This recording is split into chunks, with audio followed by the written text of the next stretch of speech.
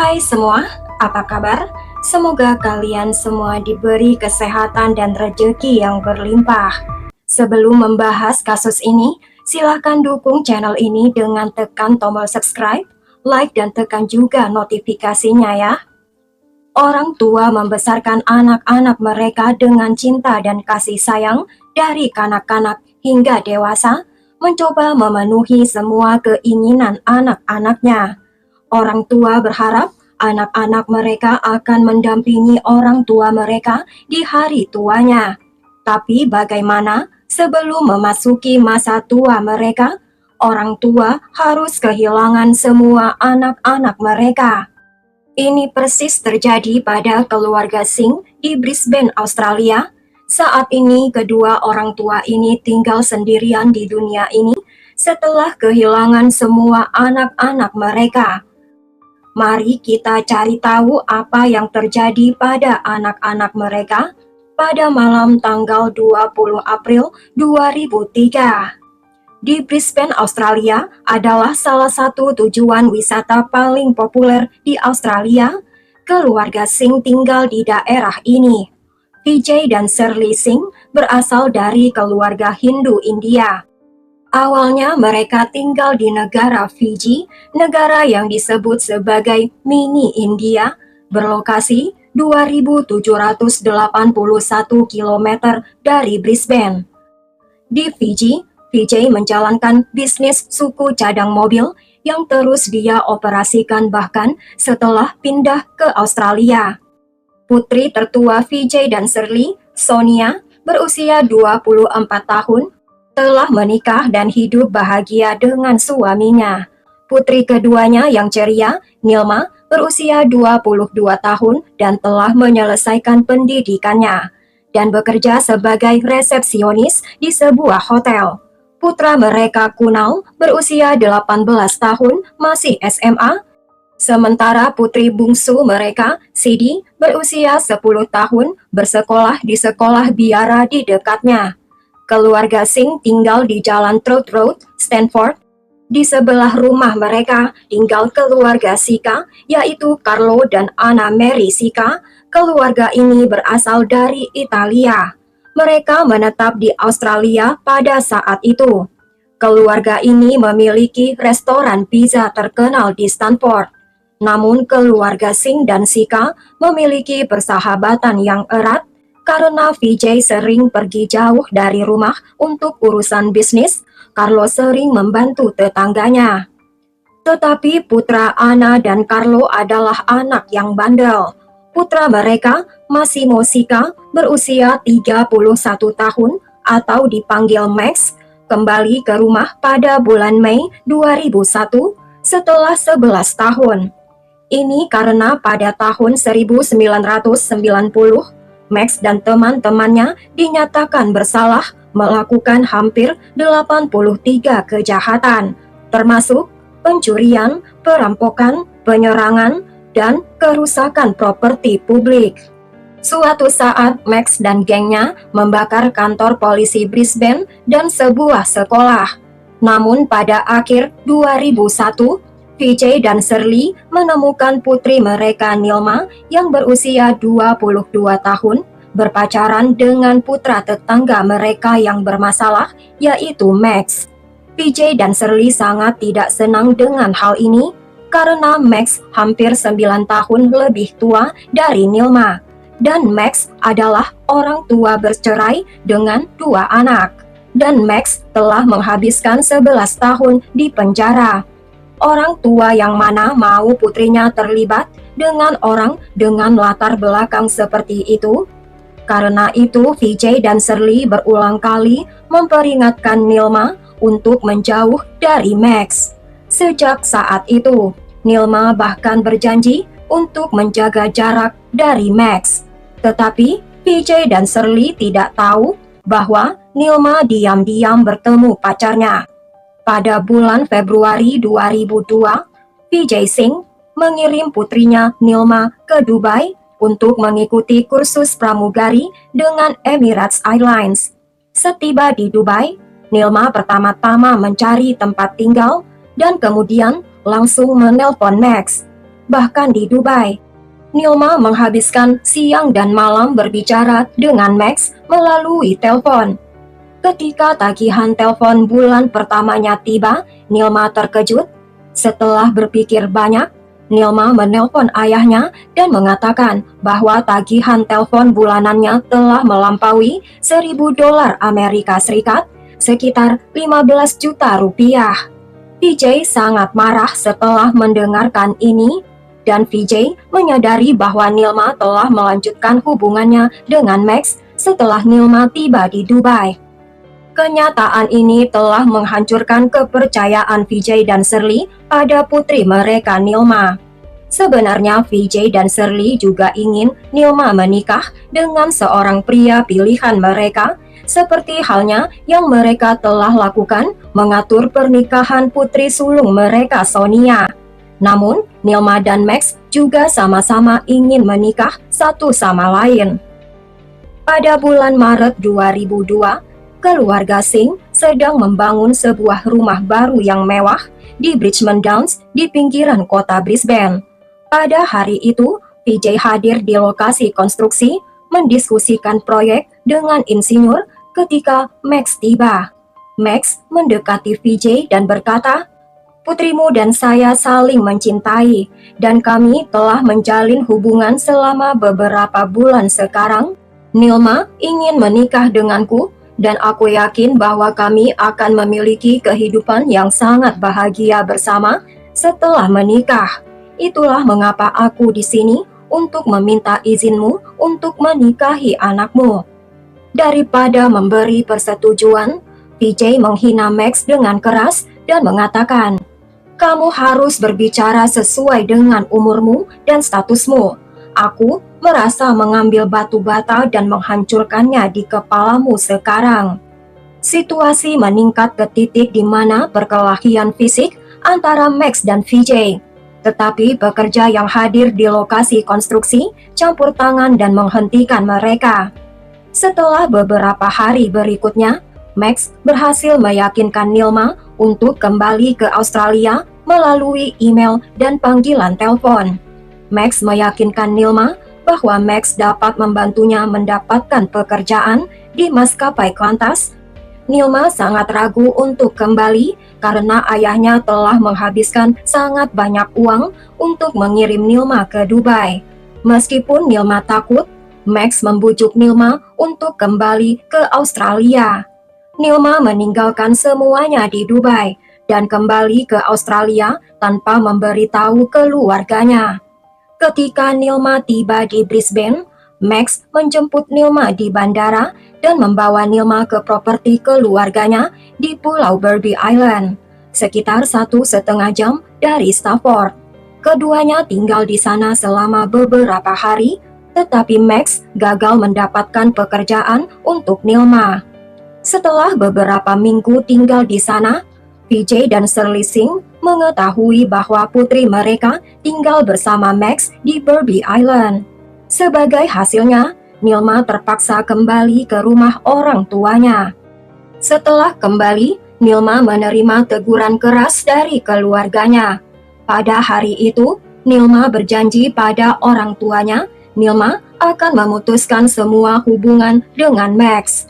Namun, sekali lagi, Nilma mengingkari janji yang dia buat dengan orang tuanya, dan diam-diam Nilma mulai bertemu dengan Max lagi.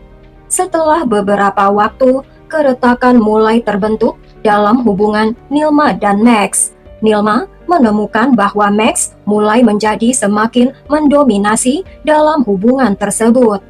Faktanya, Max akan marah setiap saat, dan Max sering meragukan Nilma tanpa alasan apapun.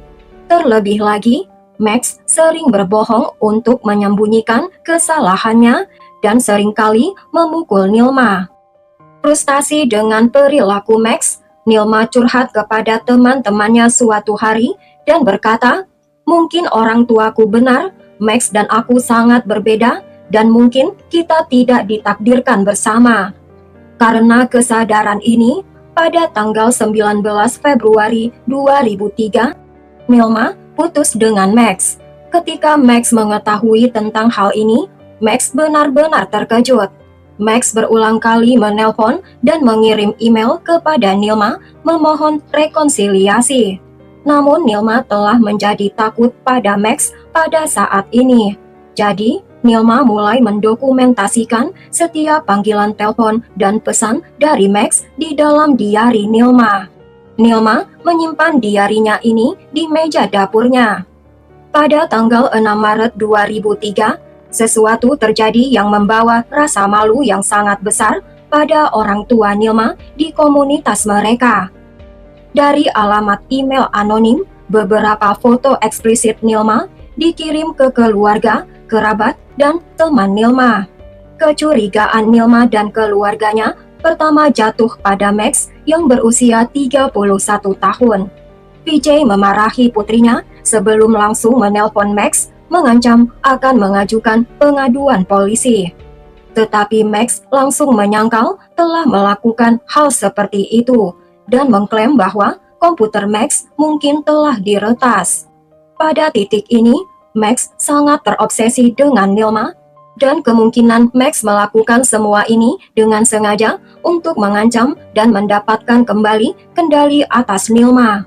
Namun setelah itu, Nilma berhenti berbicara pada Max untuk beberapa waktu dan Max juga berhenti menelpon Nilma. Tetapi pada minggu terakhir bulan Maret, Max mulai menelpon Nilma beberapa kali dalam satu hari. Melihat ini, Nilma penasaran untuk mengetahui mengapa Max tiba-tiba menghubunginya setelah sekian lama. Nilma menjawab telepon Max dan dari sisi lain, Max berkata bahwa, "Aku sangat sakit, dokter telah mengatakan padaku bahwa aku sangat dekat dengan kematian karena kanker otak terminal." Pada kenyataannya ini adalah cerita yang dibuat-buat oleh Max dalam upaya putus asa untuk membuat terhubung kembali Max dengan Nilma. Mungkin Nilma masih sangat mencintai Max. Sebagai hasilnya, Nilma mulai bertemu Max lagi. Pada setiap pertemuan, Nilma mencoba menghibur Max dengan meyakinkan Max bahwa Nilma tidak akan meninggalkan Max dan Max akan baik-baik saja. Pada tanggal 12 April 2003, Shirley dan VJ berangkat dari Bandara Brisbane ke Fiji untuk keperluan bisnis. Mereka berencana untuk tinggal di sana untuk beberapa minggu. Saat mereka tidak ada, Nilma dan Max memiliki kebebasan bertemu secara terbuka. Keesokan harinya, tanggal 13 April 2003, Nilma menyelenggarakan upacara doa di rumahnya untuk umur panjang Max. Pada tanggal 20 April 2003, hari Minggu, Sidi pergi piknik dengan teman-temannya di Gunung Kuta, tetapi dia kembali ke rumah pada malam hari.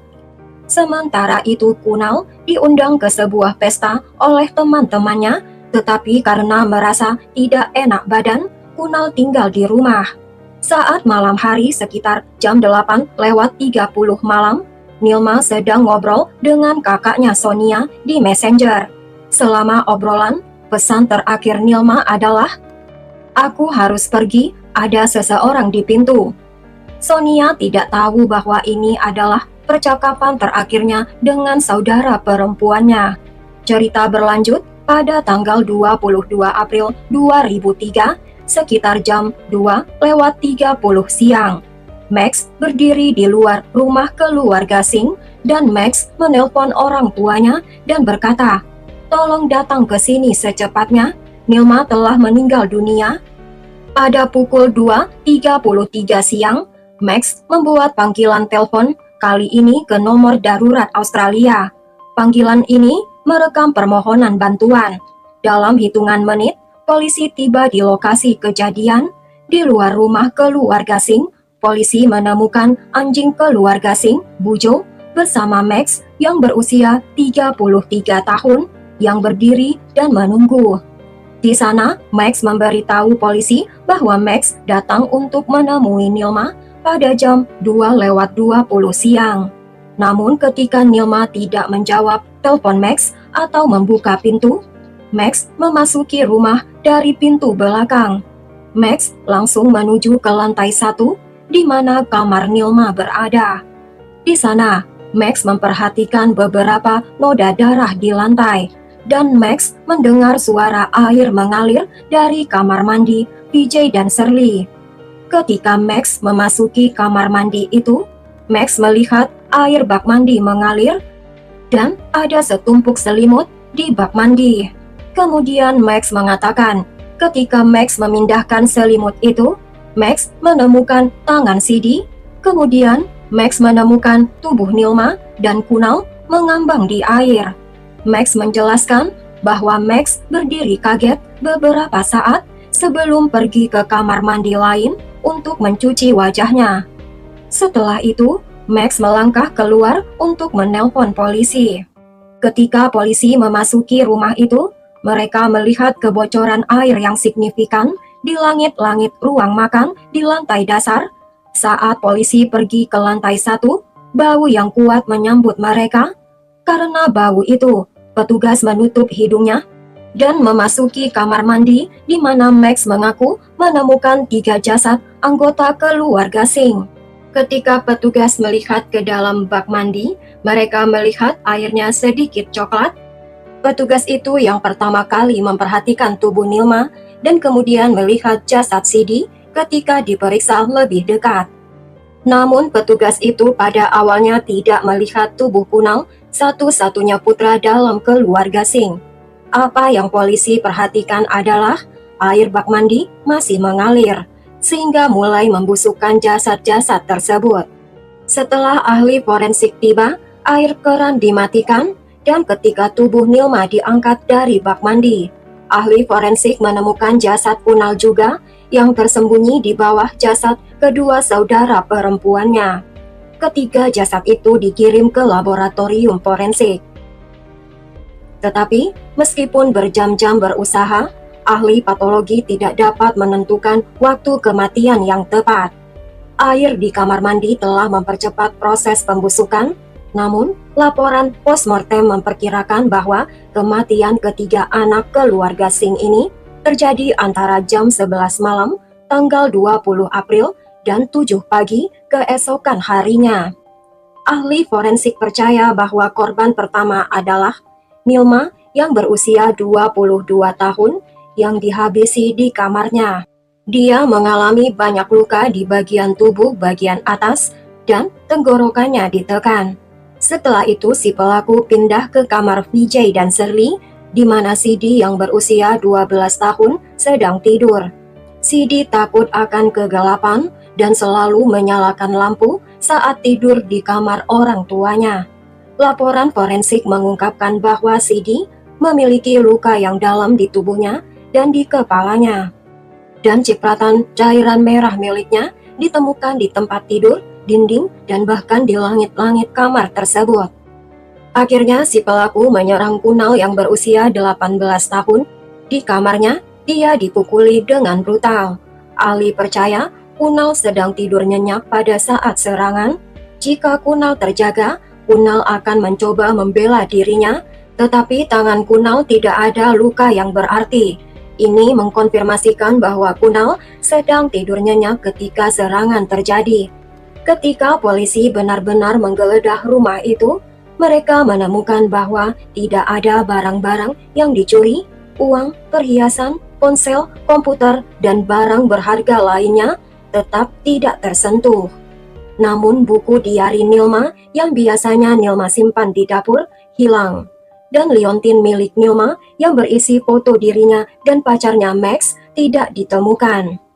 Saat menggeledah garasi, polisi menemukan garpu taman bernoda darah di belakang mesin barbeque. Setelah pemeriksaan, dipastikan garpu itu memiliki DNA ketiga korban. Ahli forensik tidak menemukan satupun sidik jari si pembunuh di taman. Ini mengarah pada dua kemungkinan. Kemungkinan si pelaku menggunakan sarung tangan, atau pelaku telah membersihkan dengan cermat gagang garpu itu. Saat menyelidiki rumah tersebut, polisi merasa sangat aneh bahwa rumah sebesar itu tidak ada satupun sidik jari Max dimanapun. Bagaimana itu mungkin terjadi? ketika Max telah mengunjungi rumah keluarga Singh berkali-kali dan telah menghabiskan waktu berjam-jam dengan Nilma di tempat tidur Nilma. Apalagi faktanya, Max yang pertama kali telah memberitahu polisi tentang penemuan ketiga jasad. Pada tanggal 24 April 2003, detektif membawa Max ke rumah keluarga Singh dengan mengenakan pakaian forensik. Max sendiri menunjukkan bagaimana Max telah melihat ketiga jasad.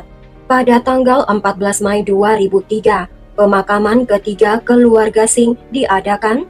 Selama pemakaman, ketika Max tiba, Vijay dan Shirley meminta polisi untuk mengawal Max karena di mata Vijay dan Shirley, Max adalah satu-satunya tersangka utama. Saat ini polisi juga tidak ragu bahwa Max adalah pembunuhnya. Polisi mulai mengumpulkan bukti melawan Max. Polisi Queensland bekerja tanpa lelah dan menemukan bahwa Max memiliki 2 komputer. Satu di tempat tinggal utamanya dan yang lainnya di rumah di Burby Island. Polisi mengetahui bahwa pada malam tanggal 21 April 2003, hanya beberapa jam sebelum ketiga jasad keluarga Singh itu ditemukan, Max telah menghapus sejumlah besar data dari komputer rumahnya. Ketika polisi memulihkan komputer dari kediaman Max di Burby Island, polisi menemukan beberapa alamat email. Mereka menemukan bahwa Max telah menggunakan email-email tersebut untuk mengirim foto Nilma dalam keadaan polos kepada semua kerabat Nilma. Selama waktu ini, teman Max, Andrea Bowman, juga memberikan pernyataan kepada polisi tentang Max. Andrea mengatakan kepada polisi bahwa suatu saat Max mengatakan kepada Andrea, "Kamu tahu betapa sulitnya menghabisi seseorang, terutama ketika mereka memohon, 'Tolong jangan habisi saya, biarkan saya pergi.'"